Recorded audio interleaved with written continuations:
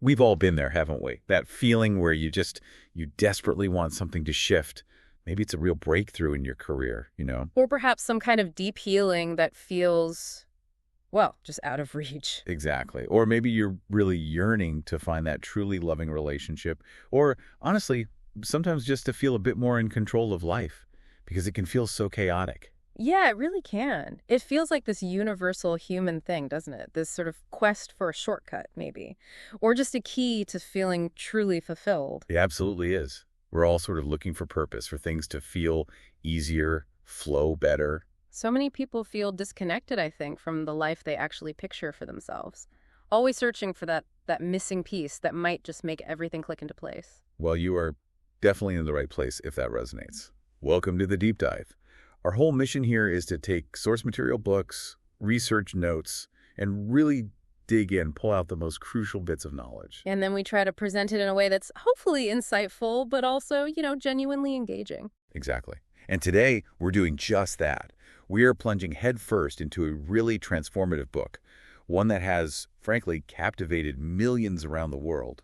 And it makes a very bold promise. A very bold promise indeed, to unlock the power of the universe within you. Yeah. So our focus for this deep dive is The Secret by Rhonda Byrne.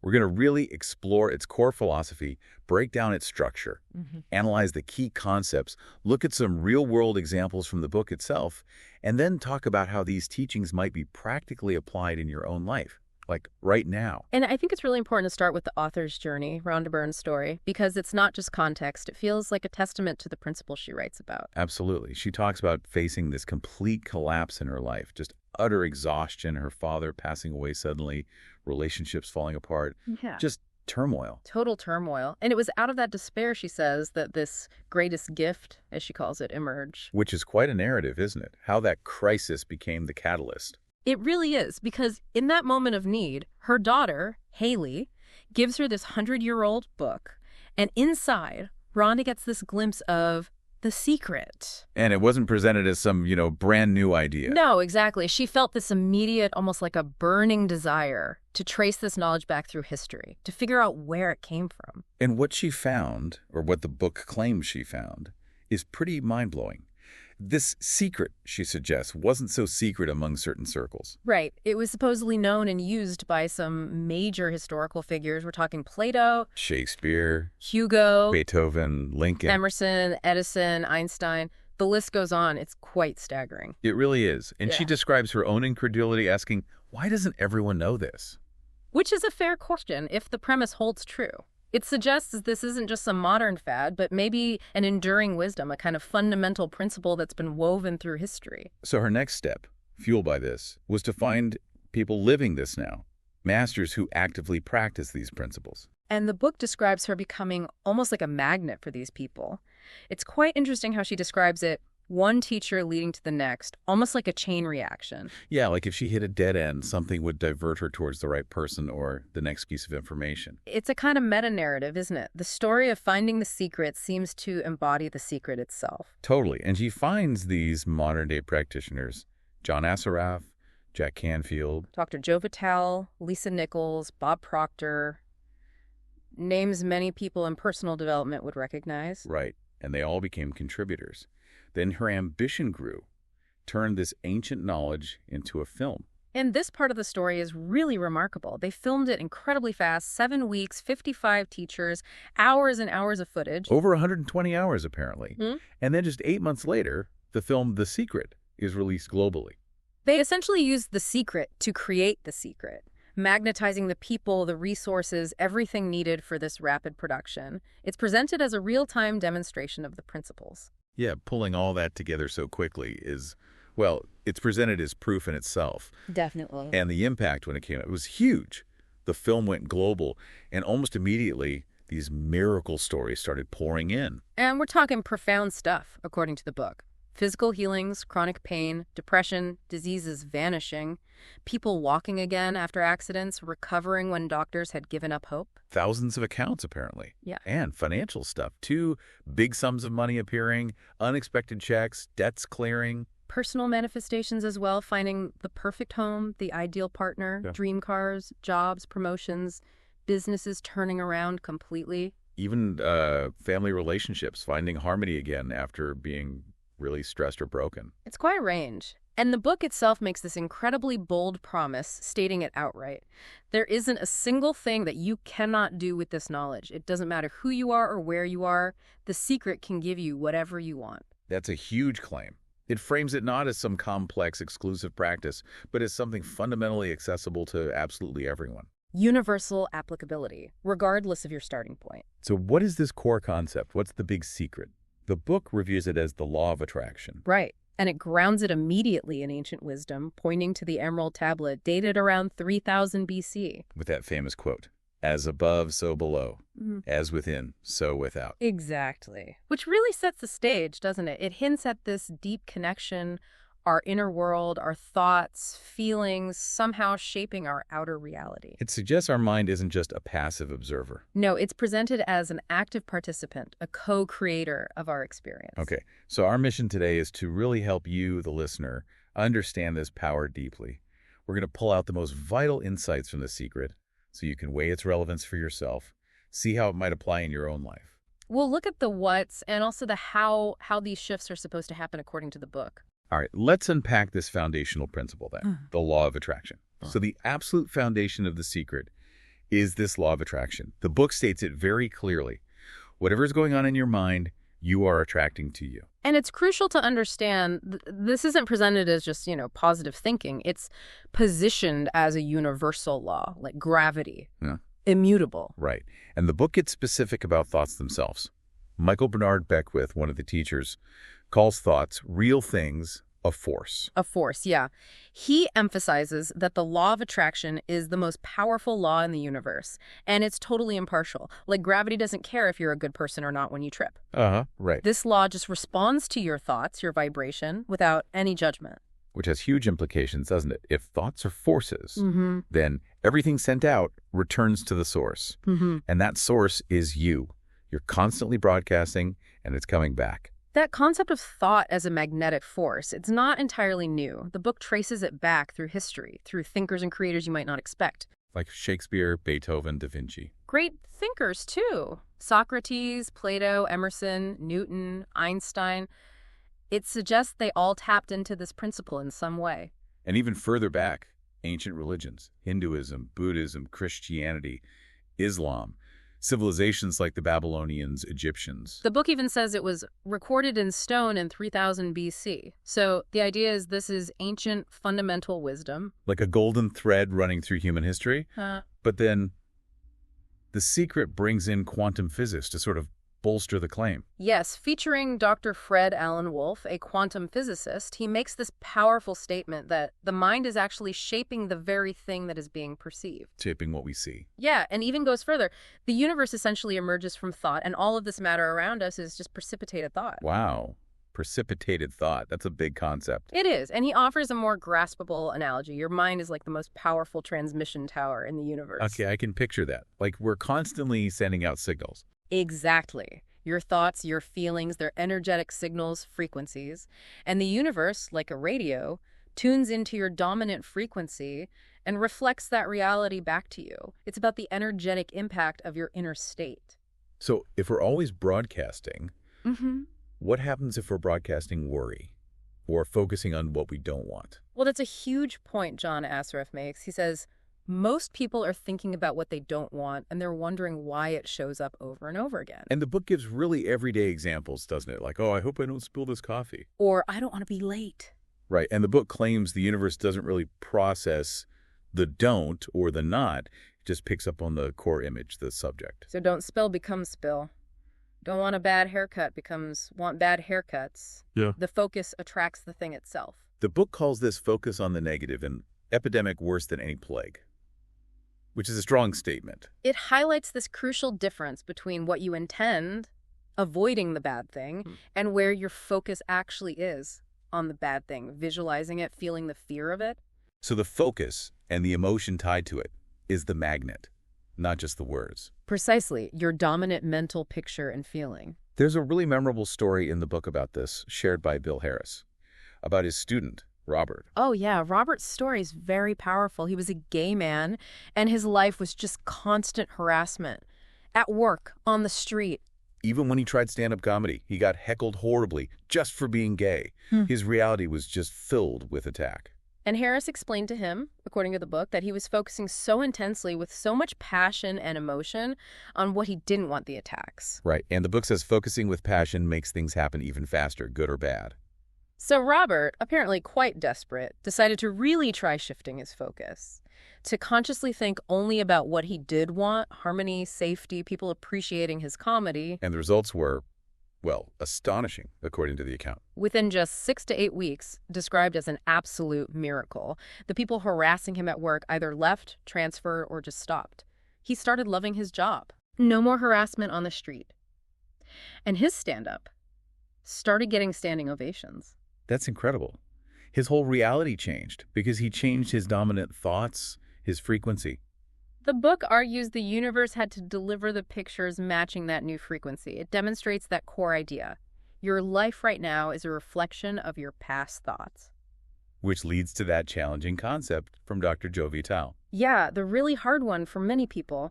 Everything that surrounds you right now in your life, including the things you're complaining about, you've attracted. He admits it's tough to swallow. Oh, yeah. But he insists it's life-transforming once you genuinely grapple with it. It forces a choice, doesn't it?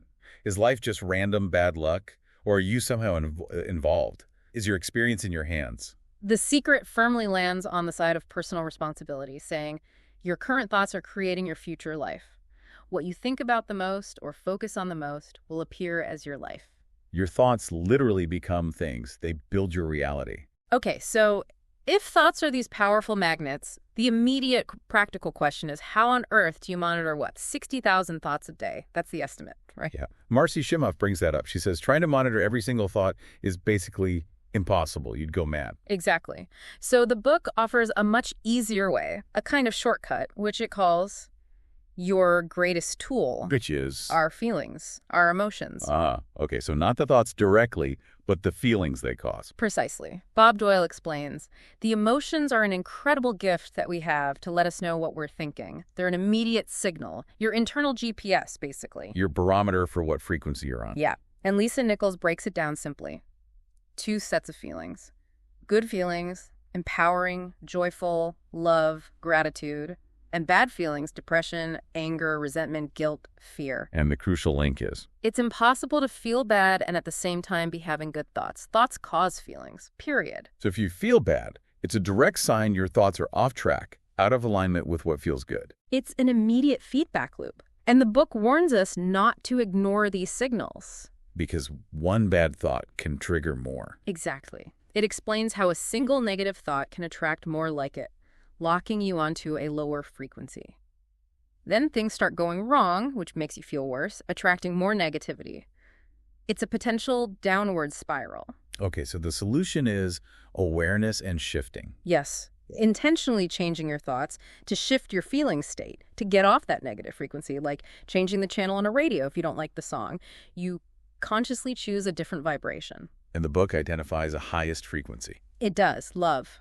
Pure, unconditional love. It says, the combination of thought and love which forms the irresistible force of the law of attraction. Thought combined with love. That feeling of love is presented as the highest frequency you can emit, capable of transforming anything. Interestingly, the book mentions some great thinkers referred to the law of attraction simply as the law of love. Which makes you think, why love? The book explains that if you think unkind thoughts about someone else, the negative manifestation primarily hits you. You're the source, remember? Right. The thoughts return to the source. So you can't really harm someone else with your thoughts, only yourself. That's the idea. Conversely, loving thoughts, even directed outwards, benefit you the most because they put you on that highest, most attractive frequency. That's a really challenging idea for a lot of people, that our negativity towards others harms us first. It shifts the whole perspective on resentment or judgment. It really does. James Ray gives a simple, lovely example. Pets. That pure love you feel for a pet, that instantly puts you in a great emotional state, a high frequency, attracting goodness. It's an accessible way to tap into that feeling. I like that. So this leads to that big question Einstein supposedly asked. Yes, Marcy Shimoff mentions it. Is this a friendly universe? And the secret's answer is resounding. Yes. The universe is friendly. And by choosing to believe it, by expecting good things, you must experience it that way. The book encourages affirmations like, this is a magnificent universe. The universe is bringing all good things to me. So it's all about the choice of perception, the choice of thought, the choice of feeling. Exactly. And the ultimate takeaway from this part is empowering. You deserve all good things. It's your birthright. Not a privilege, but inherent. Right. And when you feel bad because good things seem lacking, that awful feeling isn't punishment. It's your inner knowing, your compass, telling you you're off course from your natural state of abundance and well-being. You're the creator. The law is your tool. Okay, so we understand the law, the importance of feelings. Now, how do we consciously use this power? The secret outlines the creative process. Right, and James Ray uses that great analogy. Aladdin and the genie. The genie is the universe, and it always says, "Will wish is my command." always. And crucially, unlike the story, there are no limits here. No three-wish rule. The genie, the universe, is ready for infinite commands, big or small. So, the creative process. 3 steps. Step 1. Ask. Simple as that. It means getting absolutely crystal clear about what you want. Not necessarily shouting it out loud. No, the clarity in your mind is the asking. That act of defining it vividly sends the signal. You've placed your order with the universe. Okay. Step 2. Believe. This is often the trickiest part. It involves acting as if you have it already. Real make-believe, but with deep conviction. Like a child playing. Exactly. Pure faith. Knowing. Absolutely knowing that the genie, the universe, is responding to your dominant thoughts constantly. Your belief is the magnet. And this step has a huge pitfall, doesn't it? The how. Oh, massive. Yeah. Jack Canfield notes that we often don't even let ourselves want what we truly want because we can't immediately see how it could possibly happen. You get stuck on the logistics. Yeah. And Bob Proctor says something powerful. Anyone that ever accomplished anything did not know how they were going to do it. They only knew they were going to do it. The how unfolds. So trying to figure out the how is actually counterproductive. According to Dr. Joe Vitale, yes. He says, you don't need to know how it's going to come about. Trying to figure it out actually sends out a frequency of lack of faith. It says you don't fully trust the universe. It's like you're trying to do the genie's job. Precisely. Mike Dooley says, the hows are the domain of the universe. It always knows the shortest, quickest, fastest, most harmonious way between you and your dream. Micromanaging shows a lack of belief. And I love Jack Canfield's analogy for this driving at night. Oh, yeah, the car headlights. Yeah. You only need to see the next 200 feet to get all the way across the country. You trust the road will keep appearing. It's about surrendering control over the process and trusting the outcome. Exactly. Trusting the universe to handle the delivery details. Okay, so ask, believe. Step 3. Receive. And the key to receiving is feeling good now. Feeling good before it arrives. Yes. Marcy Shimoff emphasizes, when you're feeling good, you're putting yourself in the frequency of what you want. You have to match the vibration of receiving. Michael Bernard Beckwith says, just thinking it isn't enough, right? You need the feeling. Absolutely. The feeling of joy, gratitude, excitement, as if you have it already, that's the real magnetic power. You have to feel it into existence. It makes sense. You wouldn't want something unless receiving it made you feel good. Right. So get on that feel-good frequency now, and the receiving is inevitable. Beckwith says powerfully, you can start with nothing, and out of nothing and out of no way, a way will be made. Trusting the universe's creativity. So this whole process makes it clear. Your current life is just the result of your past thoughts. James Ray's quote about that is so potent. Which one? Most people look at their current state of affairs and they say, this is who I am. That's not who you are. That's who you were. Ah, yes. That's a game changer. Your current situation is just the residue of past thoughts and actions. And the really empowering part is change your thoughts and feelings now. And all of that will totally change. Your future isn't dictated by your past. You can rewrite the script. All right, so we've got the core process. Ask, believe, receive. Now, The Secret offers some techniques to really amplify this, to turbocharge the manifestations. Yes, some powerful processes. The first one is fascinating, the pruning shears of revision, based on Neville Goddard's teachings. Pruning shears, what does that involve? It's a daily practice done just before sleep.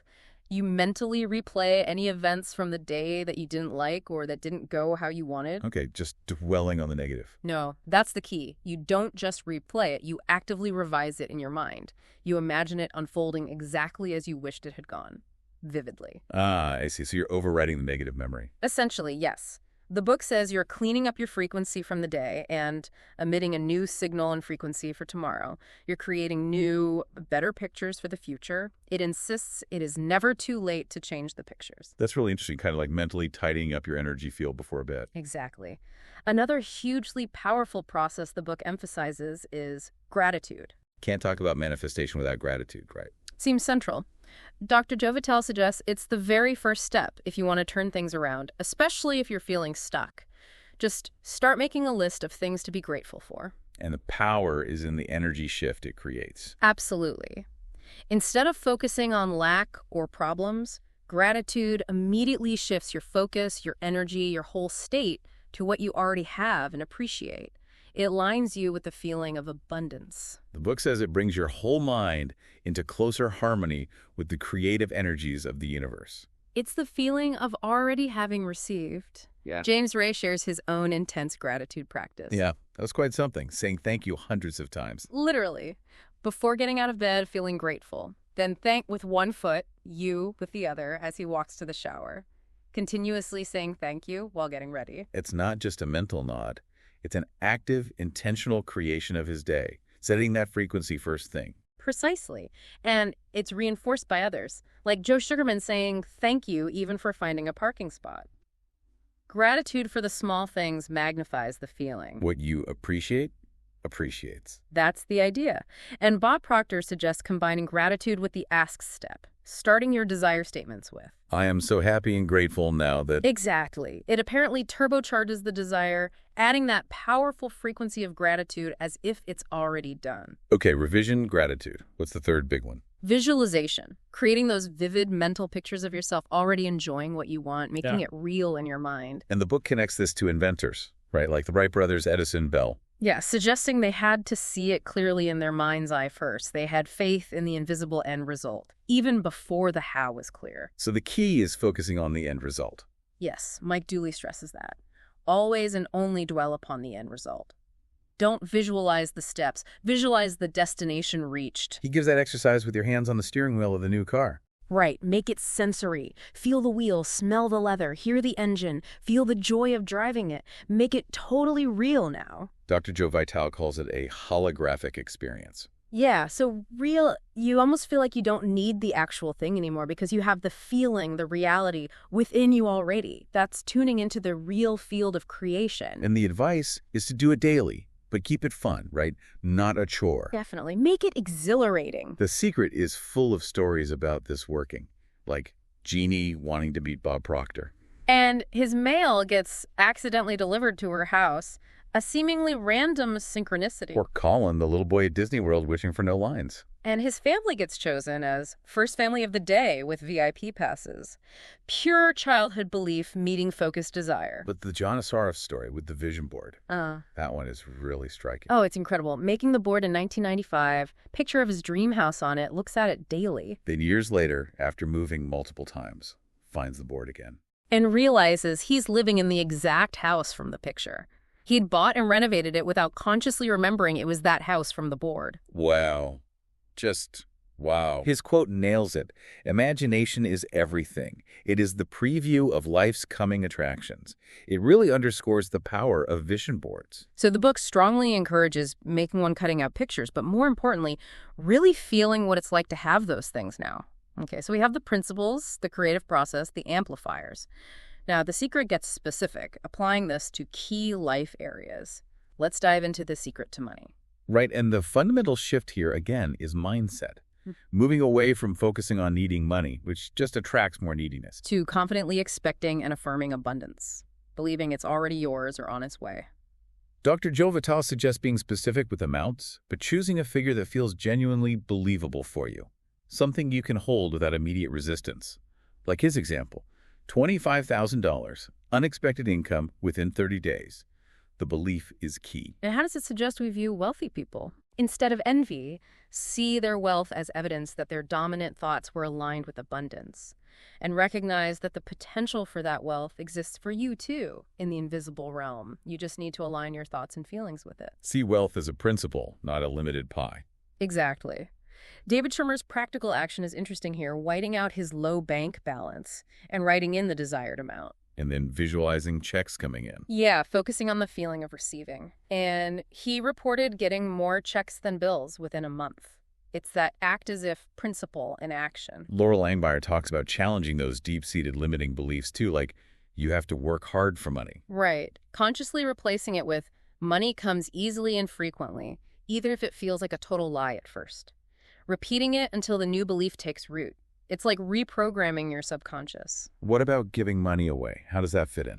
The book says giving from a place of feeling abundant, I have plenty, and overflow is incredibly powerful for attracting more. It cites wealthy philanthropists. Because giving from abundance feels good, reinforcing that high frequency. Precisely. But it distinguishes this sharply from giving out of sacrifice or obligation, which comes from lack and breeds resentment, attracting more lack. The feeling behind the giving is crucial. And Jack Canfield broadens the whole definition of wealth beyond just money, right? Yeah, true wealth includes health, relationships, fulfilling work, time, freedom, abundance in all areas. He also tackles that idea that wealth isn't spiritual. He references Catherine Ponder's work on the millionaires of the Bible, portraying figures like Abraham and Jesus as teachers of abundance, suggesting prosperity is a divine right, not something unholy. Okay, let's shift to the secret to relationships. What's the core message there? It's incredibly simple but profound. Your job is you. Meaning how you treat yourself is paramount. If you don't treat yourself with love and respect, you send out a signal of unworthiness, and you'll attract people who treat you similarly. You're the cause, others are the effect. So it starts within. Dr. John Gray says you have to fill yourself up with love first. Until you become a magnet. Yeah, you can't give what you don't have. Prioritizing your own joy and self-love isn't selfish. It's essential for healthy relationships. Lisa Nichols' personal story about this is so raw and powerful. It really is.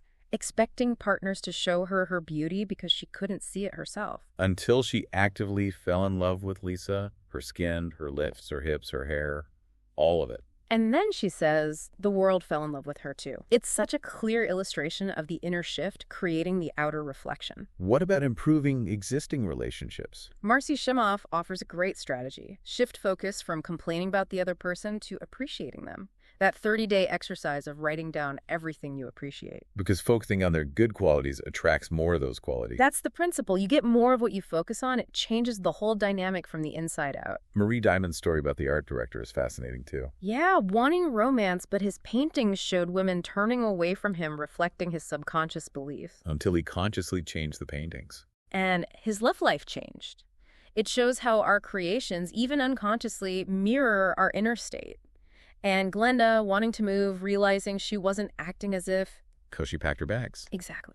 Canceled memberships, gave things away, took action based on belief, and within weeks she was in the U.S. office she desired. Inspired action follows belief. Okay, finally, the secret to health. How does the law of attraction apply here? This is where it gets really profound. Dr. John Hagelin, the physicist, says our body is really the product of our thoughts. The nature of thoughts and emotions actually determines the physical substance and structure and function of our bodies. So a direct mind-body link controlling physical health. That's the assertion. It acknowledges medicine's place, especially for emergencies, but Dr. DeMartini suggests healing through the mind can work harmoniously with medicine. The core idea is thinking perfect health is always possible because the body responds to the mind. Dr. Ben Johnson links all disease back to stress. Which begins with a single negative thought, which logically leads to the question, can positive thoughts reverse it? And Dr. DeMartini's claim is pretty bold. Very. That love and gratitude will dissolve all negativity and can dissolve any disease. The power of sustained positive emotion. And the book provides some incredible stories to back this up. Kathy Goodman's cancer recovery. Diagnosed with breast cancer, she just believed she was healed. Daily gratitude, thank you for my healing. Watched only funny movies for months to stay positive. And recovered completely without conventional treatment, amazing her doctors. It echoes Norman Cousins' story, doesn't it? Laughing his way back to health from an incurable disease. Laughter as a high-frequency state that promotes healing. And Morris Goodman, the miracle man, after his plane crash. Told he'd never walk or breathe alone again, but he focused his mind relentlessly. breathed deeply, visualized walking out. And he did. It's presented as proof of the mind's power over the body when stress and limitation beliefs are removed. Even Rhonda Byrne's own eyesight story. Yeah, restoring it in 3 days by letting go of limiting beliefs about aging and just visualizing perfect vision without needing to know the how. Dr. DeMartini's redefinition of incurable is powerful too. Curable from within. It reframes everything. And the idea that time and size do not exist in the universe, it is as easy to heal a pimple as a disease. It's about reducing the problem in your mind and focusing intensely on perfect health. So the advice is to stop focusing on illness. Yeah. Stop talking about it, listening to symptoms. Yes, because that focus attracts more of it. Shift attention entirely from being sick to being well. Broadcast the frequency of wellness. So expanding outwards now. The Secret suggests applying these principles, not just personally, but also to the wider world, to global issues. Right. Lisa Nichols points out how society often focuses on fighting against things, fighting cancer, poverty, war. But according to the law of attraction, that focus on the fight Actually creates more of a fight because you're energizing what you're resisting. Hale Dwoskin's point, what you resist persists. By focusing intensely on the negative, with strong emotion, you hold it in place. It's a paradox, isn't it? The alternative proposed is a complete flip. Instead of being anti-war. Be pro-peace. Instead of anti-hunger. Be pro-people having more than enough. Focus on the desired outcome, the positive pole. Mother Teresa's stance is cited as a perfect example. I will never attend an anti-war rally. If you have a peace rally, invite me. She wouldn't give energy to the negative. So the idea is, our collective thoughts contribute. Focusing on love, peace, abundance helps the negative stuff evaporate and disappear. Which raises the practical question in today's world. How do you manage the constant barrage of negative news? James Ray's advice seems pragmatic. Maybe you have to be informed, but you don't have to be inundated. Conscious filtering, protecting your frequency. Choose where you place your focus deliberately. Another big question the book tackles head-on is scarcity, that fear. If everyone uses The Secret, won't we run out of stuff? Yeah, Dr. Joe Vitale asks it directly, and Michael Bernard Beckwith's answer is unequivocal. There's more than enough to go around for everyone. It calls the belief in lack the lie that acts like a virus within the mind of humanity. That idea, there's not enough good to go around. Limitation. Scarcity. It says this lie causes the fear, greed, and stinginess that then create the experience of lack. It's a self-fulfilling prophecy based on a false premise. And it strongly reaffirms, every great teacher has told you that life was meant to be abundant. Abundance is the natural state. Lack is the illusion created by thought. The story of Belize Natural Energy Limited is presented as powerful proof of this on a large scale. It's incredible. Trained in mind power, they drilled for oil where 50 other companies had failed and given up. Why? Because they held the unwavering mental picture of Belize as abundant in oil. They believed in unlimited supply and the power of their minds. And they found it. Abundant, high-quality oil. They manifested it through belief, demonstrating that the universe's resources respond to expectation. It really drives home that core message. You are the master of your life, and the universe is answering your every command. Don't get stuck on the unwanted pictures. Take responsibility. Think new thoughts. Be grateful. Create deliberately. Okay, let's get into the really deep stuff now. The true nature of you, according to The Secret. Your unbounded potential. This goes beyond just techniques. It really does. It challenges our fundamental identity. Bob Proctor makes that incredible claim about the potential power in our bodies. Enough to illuminate the whole city for nearly a week. Yeah. Which sounds like science fiction. It does, but James Ray explains it by framing us as energy fields. Pure energy. He connects quantum physics' description of energy, never created or destroyed, always existing, with theology's description of God. Saying it's the same description, just different terminology, suggesting we're essentially eternal, indestructible energy, divine in nature. Yeah. And then Dr. Hagelin takes it further. The universe essentially emerges from thought. Ultimately, we are the source of the universe. We are the source. That's the implication of the one universal mind concept. This infinite intelligence, wisdom, perfection exists everywhere, and it's not separate from you. It is all in you. You're an expression of it. So if that's true, then every possibility already exists. Exactly. All knowledge, discoveries, inventions, they're already there in the universal mind, waiting for a human mind to tune in and draw them forth, like pulling ideas out of the cosmic data bank. Every great creation was drawn from this mind. Whether the creator knew it consciously or not, yes. So if this immense potential is our true nature, why do we feel so limited sometimes? How do we break free from past failures, disappointments, conditioning? The book acknowledges these challenges, hereditary patterns, cultural codes, social beliefs. They feel very real. But Lisa Nichols cuts through it. You are the designer of your destiny. You are the author. The pen is in your hand, and the outcome is whatever you choose. It's an assertion of ultimate creative power over our own narrative. And Dr. Fred Alan Wolf's point about I am statements is critical here, especially the negative ones. Every single I'm not is a creation. Yeah, when you say I am tired, I am broke, I am sick, I am not good enough, you are literally summoning that reality with immense force. The genie says, your wish is my command, even for the negative wishes. So the call is to reclaim that power, to start telling yourself you're a genius beyond description. Become aware of who you really are. Recognize your inherent boundlessness. Michael Bernard Beckwith puts it plainly. Are there any limits to this? Absolutely not. We are unlimited beings. We have no ceiling. Okay, but if we're unlimited, why is it sometimes still hard to manifest? What's the block? The secret points to something crucial. Self-love.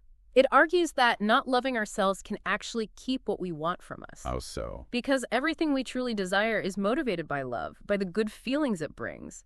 To attract love, to attract good things which are expressions of love, we must first transmit the frequency of love. And that starts with loving ourselves. But that's hard when we're focused on our flaws. Yeah. Right? Which the book says are just results of past thoughts anyway. Exactly. So the solution isn't necessarily to fix the flaws first, but to focus on feeling the life presence inside you. Connect with your core essence. That part of you that is pure love and bliss. The perfection of you. Untouched by circumstance. Yes. Loving that presence, that core self, allows true, unconditional self-love to blossom. Like Lisa Nichols falling in love with her unique physical self when she did that internally, the external world had to reflect it back. So we arrive at the final segment, the secret to life, joy, and magnificence. This really ties it all together, revealing the ultimate purpose behind using this knowledge. And Neil Donald Walsh offers such a liberating idea here. Yeah. There's no blackboard in the sky with your specific life purpose written on it. Isn't that freeing? It removes that pressure to find the one right thing you're supposed to do. Jack Canfield shares his realization about this. After searching for some grand external purpose, he understood. My primary aim was to feel and experience joy. That became his guiding principle, his motto. If it ain't fun, don't do it. Joy is the compass. So the purpose of life isn't some grand task, but simply the experience of joy in any moment, in any activity. That's the perspective offered. Petting a cat, eating something delicious, walking in nature if it brings you joy, you're fulfilling your purpose in that moment. And if you commit to prioritizing joy, the law of attraction will pour an avalanche of joyful things into your life. It connects directly to Joseph Campbell's famous advice. Follow your bliss and the universe will open doors for you where there were only walls. Joy clears the path. What a beautiful way to live. And the book suggests this isn't just an individual journey, but maybe a collective shift. Yes. Dr. Fred Alan Wolf talks about moving into a new era where the last frontier is not space, but it's going to be mind. Exploring our inner worlds. And Dr. Hagelin envisions this future of unbounded potential, where humans use their full mental and emotional potential, leading to incredible advancements. As we let go of all thoughts of limitation and know that we are unlimited, we will experience the limitless magnificence of humankind. A collective awakening to our potential. So what does this mean for you, listening right now? Bob Proctor's reminder is key. The secret is within you. The more you use the power within you, the more you will draw it to you.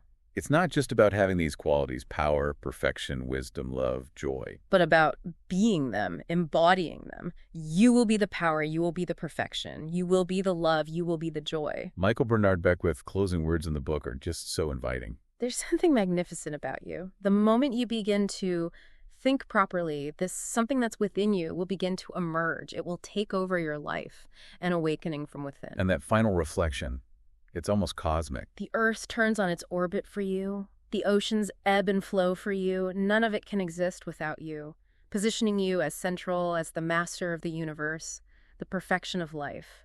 Wow.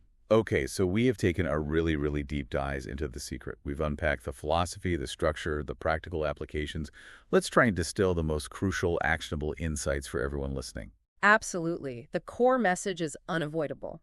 Your thoughts and your feelings are magnetic forces actively creating your reality, moment by moment. The law of attraction isn't optional. It's always operating impartial and absolute, responding to your dominant vibration. And your feelings are your direct line, your inner compass. They immediately tell you what you're thinking and broadcasting. They're your guidance system back to alignment. The creative process, ask, believe, receive, gives you that clear, simple roadmap for deliberate creation. How to consciously use this law. And those powerful processes, revision for rewriting the past, gratitude for amplifying abundance, and vivid visualization for embodying the future, they're tools anyone can use to turbocharge their results. Applying these specifically to money, relationships, and health can fundamentally shift your experience in those vital areas. And that crucial shift in focus is key, isn't it? Moving from resisting what you don't want to actively embracing and feeling what you do want. That applies personally and globally. And underpinning all of it is that potentially life-altering understanding of who you really are. Not limited, not separate, but a limitless expression of the universal mind full of unbounded potential. Embracing that magnificence is the foundation. The secret, at its heart, really is this radical invitation to step into conscious creation, to stop being a passive observer and start actively shaping your destiny, designing a life filled with joy. So the question for you listening now is profound. Now that you know the secret, now that you've explored this idea of who you might really be, this limitless creator, master of your own universe, what will you choose to create today? What new story starts right now with just one single thought and a feeling of joy? May the joy be with you.